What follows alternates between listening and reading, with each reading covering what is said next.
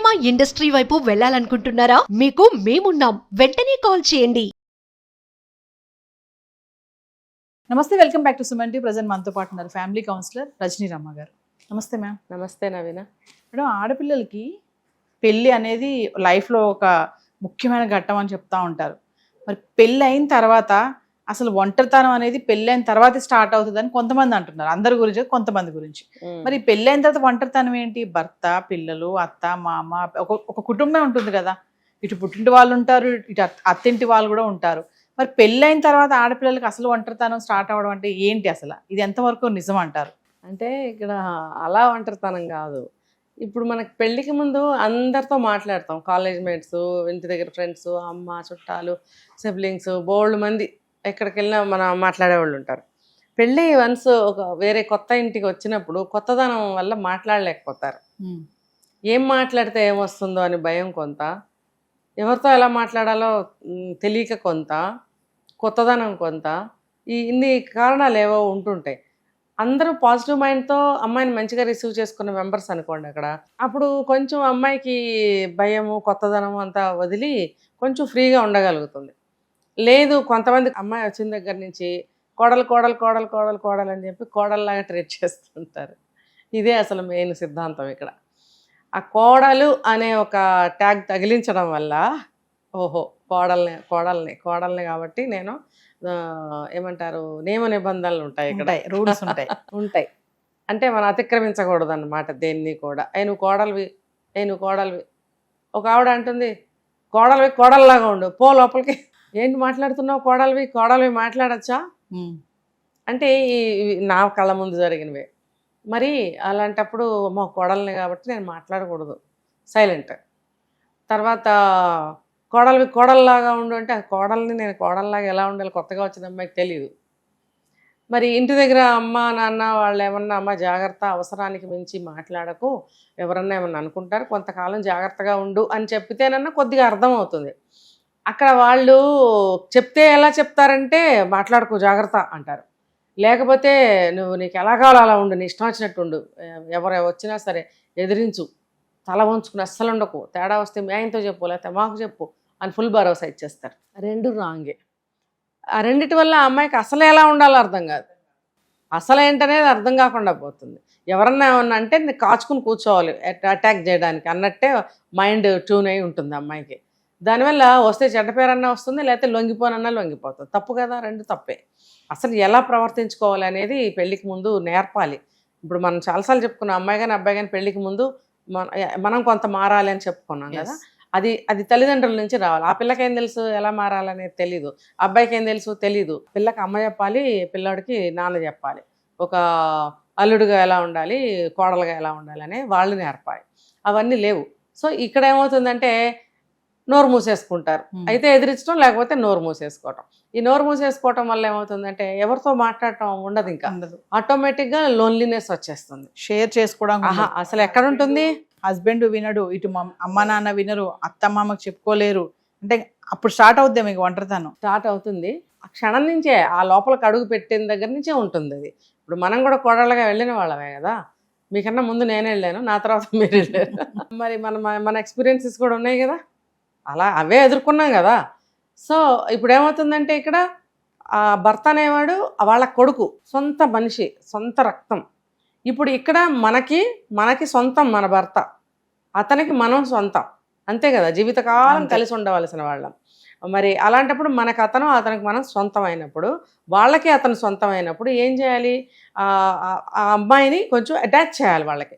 ఇద్దరికీ సొంతవాడు కాబట్టి ఆ వాళ్ళేంటో అతనికి తెలుసు, ఈ అమ్మాయి ఏంటో కూడా కొంత తెలిసి ఉంటుంది, ఇంకా తెలుసుకునే ప్రయత్నంలో ఉంటాడు. కాబట్టి ఆ అమ్మాయికి ఆ భయాన్ని దూరం చేయటం, అందరితో కలపడం అనేది ఆ వారధి ఆ అబ్బాయి చెయ్యాలి. మరి ఆ అబ్బాయికి ఎలా తెలుసు? అస్సలు తెలీదు. తెలియనప్పుడు ఎవరు చెప్పాలి? వాళ్ళ నాన్న చెప్పాలి, లేదా వాళ్ళ అమ్మ చెప్పాలి. అమ్మలు సాధారణంగా చెప్పరు, ఎక్కడో ఉంటే దేవతల లాంటి తల్లులు చెప్తారు. లేకపోతే తండ్రి ఆ పాత్ర తీసుకోవాలి. తీసుకొని భార్యకి కూడా చెప్పి ఉంచాలి, అమ్మాయిని నువ్వు జాగ్రత్తగా రిసీవ్ చేసుకో, అది ఇదని చెప్పాలి. కొడుకు అయితే మాత్రం బాగా చెప్పాలి, బాబు ఇది ఇలా ఉంటుంది, అమ్మాయిని నువ్వు భయం పోగొట్టి అందరిలో కలపాలి నువ్వు అని. ఇప్పుడు ఏం చేస్తారంటే, అందరూ కాదు, కొంతమంది కొడుకులు ఏం చేస్తారంటే, మరి పాతకాలంలో ఉండేవారు, ఇప్పుడేమో కానీ వాళ్ళు ఏం చేస్తారు తెలుసా, ఈ వచ్చిన అమ్మాయిని టెస్టింగ్ ఇదిగా పెట్టుకుంటారు.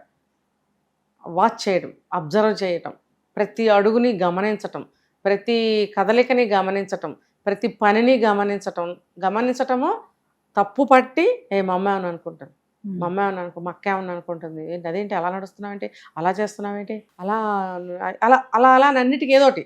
ఇది ప్రత్యక్షంగా నేను కొన్ని చూసినవి కూడా ఉన్నాయి, మనం కూడా అనుభవించాంలే. అంటే ఇప్పటికే ఉన్నారంటారు మేడం, అమ్మాయిలు పెళ్లి అయ్యాక లోన్లీగా ఫీల్ అయ్యి అమ్మాయిలు ఇప్పుడు ఉన్నారా? తక్కువ. అలా ఉండటం వల్ల అమ్మాయికి భయం వేసిపోయి అసలు ఏం మాట్లాడాలో అర్థం కాదు. మనం అనుభవించాంలే కొన్ని. ఇందులో దాపరకం అంటే ఏం లేదు కాబట్టి కొంచెం ఇందులో కొంచెం ఎక్స్పీరియన్స్ అనమాట మనం చెప్పచ్చు చక్కగా. అలా చేయకూడదు. చెయ్యకుండా నువ్వు వాళ్ళకి ఎటు సొంత మనిషివే, కన్న కొడుకువే. ఈ అమ్మాయికి సొంతం అవ్వాలి, ఇంకా నువ్వు తాళితోనే అయిపోతావు. అక్కడి నుంచి ఇంకా నువ్వు నీ సొంతంగా చేసుకోవాలి అని అంటే నువ్వు కొన్ని పాటించాలి అని అంటే అట్లాంటి నిఘాలు పెట్టకుండా ఒకవేళ మీ అమ్మకి కావాల్సినట్టుగానే చేయాలి అని అంటే మా అమ్మ దగ్గర ఇది నేర్చుకో, కొంచెం ఇంకా బాగా చేయగలుగుతావు అనేలాంటి మాటలు నువ్వు అనాలి. లేకపోతే కొంత మా అమ్మతో పాటు తిరుగుతూ ఉండు, లేదా మా అమ్మ మంచిదేనో, లేకపోతే మా అమ్మకి ఇలాంటి పనులు బాగా చేస్తుందనో, మా అమ్మ ఇలాంటి వంటలు బాగా చేస్తుందనో, అవి నువ్వు నేర్చుకో అనో, బాగుంటాయనో ఏదో మంచి మాటలు చెప్పి అటు పంపించాలి. అబే మా అమ్మ అంటుంది అటు వెళ్ళకో, లేకపోతే వాళ్ళతో మాట్లాడకో, మా వీళ్ళతో జాగ్రత్త, ఇలా అంటుంటే అమ్మాయికి అసలు కాళ్ళు చేతులు కట్టేసినట్టు అవుతుంది. అదే ఒంటరితనం. అంటే హస్బెండ్ సపోర్ట్ చేయాలి. సపోర్ట్ అంటే వేరే విధంగా సపోర్ట్ అని అనట్లేదు నేను. ఆ ఇంట్లో కలుపుకోవాలి. దానికన్నా ముందు ఒక హస్బెండ్నే మనం నింద వేయలేము ఇక్కడ. ఆ ఇంటి సభ్యులు ఉంటారు కదా, మామగారి సంగతి పక్కన పెడితే ఆయన కూడా సభ్యుడే. అత్తగారు, ఆడపడుచులు ఇలాంటి వాళ్ళు ఉంటారు, మరుదులు, పెళ్లి కాని మరుదులు, వీళ్ళందరూ కూడా ఇంటికి కొత్త మనిషి వచ్చింది అని అంటే ఇన్వైట్ చేయాలి. మనం ఇది కూడా మాట్లాడాం, మనసులోకి ఇన్వైట్ చేయాలి, ఇంట్లోకి కాదు. ఇంట్లోకి ఎటు హారతిచ్చి తీసుకెళ్తారు, మరి మనసులోకి ఇన్వైట్ చేయాలి కదా మీరు. మనసులోకి ఇన్వైట్ చేయటం అంటే ఏంటంటే దావదినా అనో, లేదా మరదలైతే పేరు పెట్టి కూర్చోబెట్టి నలుగురిలో కూర్చోబెట్టి చక్కగా అందరూ కలిసి కాఫీ టీ తాగటము, అందరూ కలిసి కూరగాయలు కట్ చేసి, పెళ్ళిళ్ళు కాబట్టి అందరూ ఉంటారు కాబట్టి మనం ఇది చేద్దామా అది చేద్దామా, లేకపోతే సత్యనారాయణ వ్రతం చేస్తాము, దానికి సంబంధించిన ఏర్పాట్లు అందరం కలిసి చేద్దాంరా. సాధారణంగా కొత్త పెళ్లి కూతురుతో పనులు చేయించరు, కానీ కలుపుకోండి. ఆ వ్రతం అయిన వెంటనే చుట్టాలందరూ వెళ్ళిపోతారు. అమ్మాయి వెళ్ళి పడుకుందంటే కోడలు వెళ్ళి పడుకుందేంటి అంటారు. అంటే ఏదో ఒకటి పని చేయని వ్రతం అవ్వగానే పని చేయించేవాళ్ళు. వ్రతంలో పాల్గొనేటట్టు చేయండి. అందరం కలిసి ఏర్పాటు చేద్దాంరా వదిన అని చెప్పి తీసుకెళ్ళి మండపం దగ్గర అన్నీ చేయడము, ఇంకా దేవుడికి నైవేద్యం తయారు చేయాలంటే ఆమెతో చేయించటము తప్పేమీ లేదు. ఇందులో కలుపుకోవాలి. చక్కగా ప్రేమగా కలుపుకుంటే కదా ఆమెకి ఫ్రీడమ్ వస్తుంది. కొంచెం అబ్బా వీళ్ళందరూ మంచివాళ్ళు అనే ఒక అభిప్రాయం ఏర్పడుతుంది. ఏదైనా ఒక మాట మాట్లాడే ధైర్యం వస్తుంది. ఒంటరితనం ఎక్కడ ఉంటుంది? దీనికి హస్బెండ్ హెల్ప్ చేయాలి, సపోర్టివ్ గా ఉండాలి, ఇక్కడ ఉండాలి. మా అక్క భలే మంచిది, ఎటు మాట్లాడుకుంటున్నారు కదా, అప్పుడు వచ్చి తను చెప్పాలి. కానీ కొన్ని ఇళ్లలో చూడండి మేడం, మనం కొన్ని సినిమాల్లో కూడా చూస్తూ ఉంటాం కదా, పేరెంట్స్ వర్షన్కి వెళ్తే ఒక్కోసారి ఏదైనా చెప్తే పేరెంట్స్ కూడా వినరు. అటు పేరెంట్స్ వినక, ఇటు అత్తమామ వినక, ఇటు హస్బెండ్ వినక, మరి ఆ పరిస్థితి ఏంటి? అమ్మాయి పరిస్థితి ఇప్పుడు అదే అటువంటి పరిస్థితుల్లోనే కదా వాళ్ళు వేరు కాపురం పెట్టుకుంటుంటారు. ఏంటంటే అసలు కంప్లీట్ నెగిటివ్ మైండ్తో ఉంటారు కొంతమంది, అమ్మాయిలైనా అత్తలైనా. వాళ్ళు ఇటు కోడలను భరించలేరు, అటు అత్తను భరించలేరు. అలాంటి వాళ్ళు పెళ్లికి ముందే మాట్లాడుకుంటారు వేరు కాపురం. అంటే ఇక్కడ జాబులు చేస్తున్నారు కదా, ఫిక్స్ మైండ్, మేము ఎటు అక్కడ ఉండం, వాళ్ళతో మనకేంటి, ఆమె ఎలా ఉంటే మనకేంటి, వెళ్ళాలా పెట్టాలా, ఈ మైండ్తో వెళ్ళటం వల్ల దూరంగా మాసిలుతున్నారు. అబ్బాయి కూడా ఏమనలేడు, మనం వెళ్ళిపోతున్నాగా. ఇప్పుడు జరుగుతున్నాయి అది. మనం వెళ్ళిపోతున్నాగా, కలిసి ఎప్పుడు ఉంటాము, ఎప్పుడో కానీ రాము. ఇప్పుడు ఆ అత్తగారు కూడా అలాగే అబ్బాయి 2 రోజులు గడిస్తే బాగుండి పోతారు, వాళ్ళు అలాగ అనుకుంటున్నారు. ఎందుకంటే ఇదే ఉద్యోగాలు ఎక్కడెక్కడో ఉండటము, ఏదో 2 రోజులు చుట్టం చూపుగా వచ్చి ఇలా వెళ్ళిపోవడం వల్ల కూడా ఇలాంటివి జరుగుతున్నాయి. నెగిటివ్ భావాలు ఎక్కువ పెరిగిపోతున్నాయి. అసలు ఏమాత్రం దాన్ని సరి చేసుకుని పాజిటివ్గా మార్చుకుందాము అనే ప్రయత్నాలు చేయటం లేదు, వాళ్ళకి అవసరం కూడా పడట్లేదు.